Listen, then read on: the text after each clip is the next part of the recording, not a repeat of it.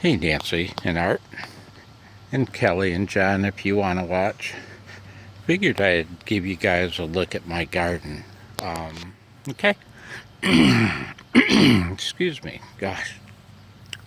So these 4 pepper plants are doing everything in the garden's doing great. It'll be probably hard to see. Got a pepper going there. Can you see them? Couple little guys. I can't tell what you can see and what, right at the tip of my finger. I can't tell what you can see and what you can't see because I can't see my screen. It's black out here. Pepper, pepper. Those are jalapenos. And I haven't really looked at the plants in over a week, really. That one's loaded. You can't see them, but right in there, there's 4 or 5 peppers. These are different kinds. These 3 are all the same, but not jalapenos. I think I'm zoomed in. Hang on. Okay, man, I was going to make this video 2-3 hours ago, but Jim's dog hates me and wants me dead. It's the only dog I've ever met in my whole life, literally, that hates me. And I don't know how that happened. Jim likes me. I like Jim. But somehow that dog got it in his mind that by coming out and hating on me, barking at me, he had earned good boy. Because that's all a dog wants in his whole existence is for one thing, to get good boy. He wants to be good boy.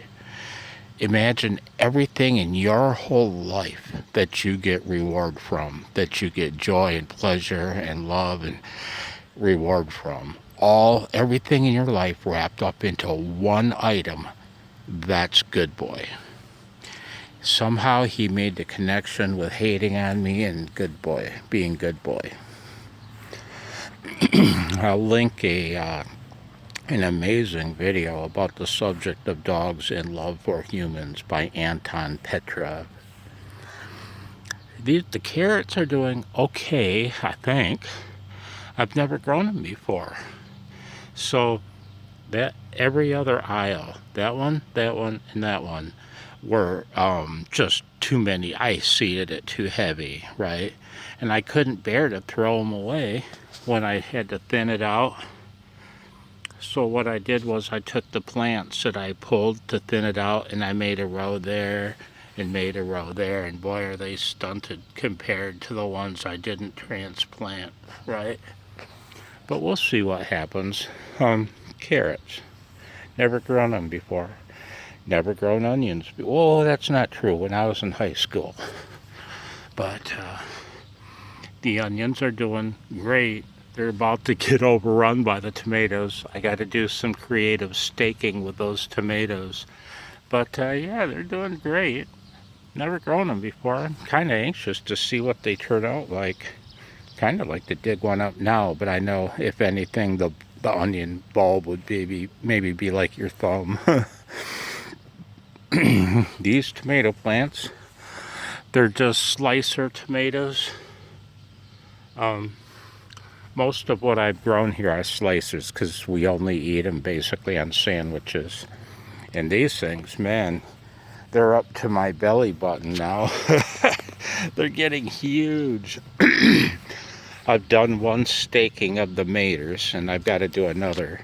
And they've all got a bunch of tomatoes. And again, I really haven't looked at these plants in a couple weeks. I haven't really picked through them in a couple weeks to look at them. And when I start seeing red, I'll come out. Well, actually, I got to come out here and start. I got to do another staking job on them. Not paying $5 a piece for tomato cages from China. More onions. And so, okay, that's that flower. That's flower bed. That's that bed. Peppers, carrots, onions, tomatoes, onions. Let's Piccadilly Lane. Let's take a walk down Piccadilly Lane. A stroll down Piccadilly Lane. Have you guys ever heard of Piccadilly Circus? Should. It's our heritage. Our British side. Google Piccadilly Circus. This area that I get my joy from is Piccadilly Circus. This is Piccadilly Lane. Peppers. Got lots and lots of peppers. There, just hanging with peppers. I don't know how big they're supposed to get. I've got to try to figure it out. But certainly they're supposed to be bigger than your finger.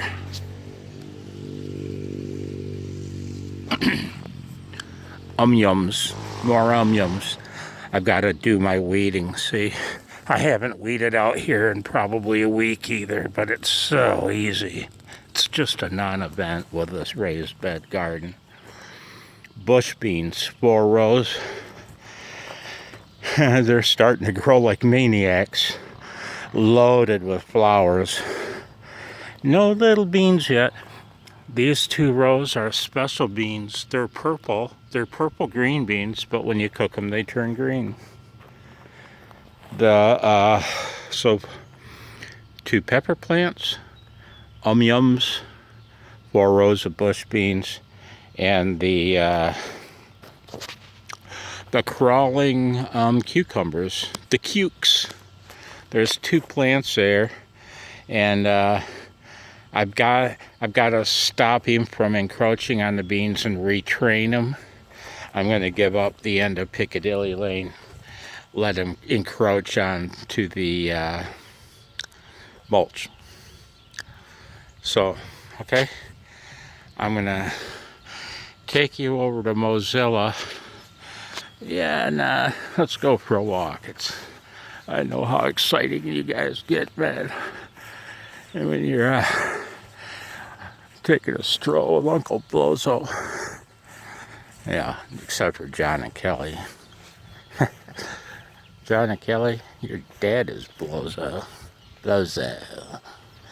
So I'm acquiring soil and filling Mr. Brinley with soil from the front yard. And what I'm doing in the ditch is generating chunks of soil with grass.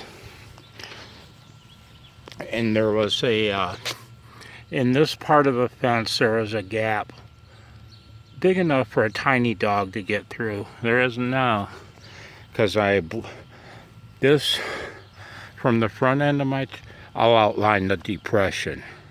It's like that. And it gets really bad where I put these chunks. So what I'm doing is taking the soil off from the ditch that I removed and starting to build this back up. I'm just going to throw the dirt on top, and little by little, and I'll throw grass seed on it. And that soil, that loose dirt that you saw in Mr. Brinley there, if I have enough, I'm also, these roots, man, they're driving me nuts. I'm going to build this. I'll throw a foot of soil around, around each root. I'll start piling it up, and yeah, I'll have dirt spots all over the place, but by the end of summer, it'll be all grass. So I'm going to pause you, and we're going to walk out to the ditch. Hang on. As you can see, this is a nightmare, an unkempt nightmare. These are weeds. That's a weed. That's a weed. It would look nice if I work on it, but I won't. So instead of looking nice, it looks like shit. And I have our happy little drainage tile. And whenever I've got a phone in my hand, I'm tempted to start talking like I can't help it. My YouTube persona takes over. It does. I'm serious. So on that, from about bare down, the yard had not dropped, and it did drop here. And I was ending up with standing water. See why we had all that rain in the last 2 weeks, and that was standing water, and it rotted. And you've never smelled anything as effing gross and foul in your life as rotting grass. And I mean that. In my whole life, I've smelled one odor that was worse, and that was the floating corpse they brought in when I worked at Hurley. And they had to shut down the whole North Tower and vacate it of visitors. It was a stench that hurt. It literally hurt. Grass is almost that bad. So what I'm doing is I'm taking a shovel. I've gone down here once, and I'll come back again and go down this row again after I make this video and get it posted, and I'll knock that edge down on an angle. Same there. Chop, chop, chop, chop. And it'll make it a good depression. Dropping the level, oh, I don't know. What do you think, guys? 6 or 8 inches. So hopefully the water will just flow. I stopped here last night. I don't feel like doing much more, but dang, we got rain coming, man. And yeah, right on. So anyway, that's my garden. And oh, I got one more thing to show you. And we're walking, and we're walking. Isn't that what they say on those tours, like Seattle Underground? And we're walking, and we're walking. I think that's what the tour guide says.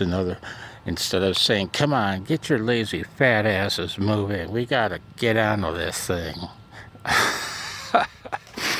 Now, I've already broken down one branch bigger than that one, right? That one is obviously dead, and the one I already broke down had completely cracked off, and it was just hung up. These two I've got to cut down, and yeah, been a pain in my butt mowing around that nightmare, because the other one came down to there and touched the ground. I could barely get in that whole section of yard to mow. So that's on my agenda.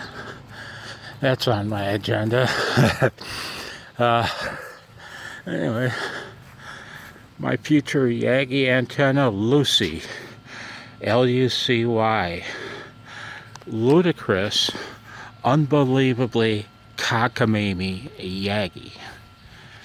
I take a word from Uncle Joe, and don't you know, the little weirdo that hangs around here at Blowzo Farms would like to wish you a 73. That's what ham radio operators say. It means best regards. I remember what it means, although I am no longer an amateur radio operator. I am now a CBer, and you may call me Wirehead. Wirehead. Thank you for the Nick, Greg, Bessie. May you rest in peace forever and evermore. The glorious Michigan cacti. A vertical antenna built from a pile of junk. Truly a pile of junk. And it works spectacular. Chuck would like to wish you 73. And Blowzo says, take care, guys. Hope you enjoyed the tour. Bye now.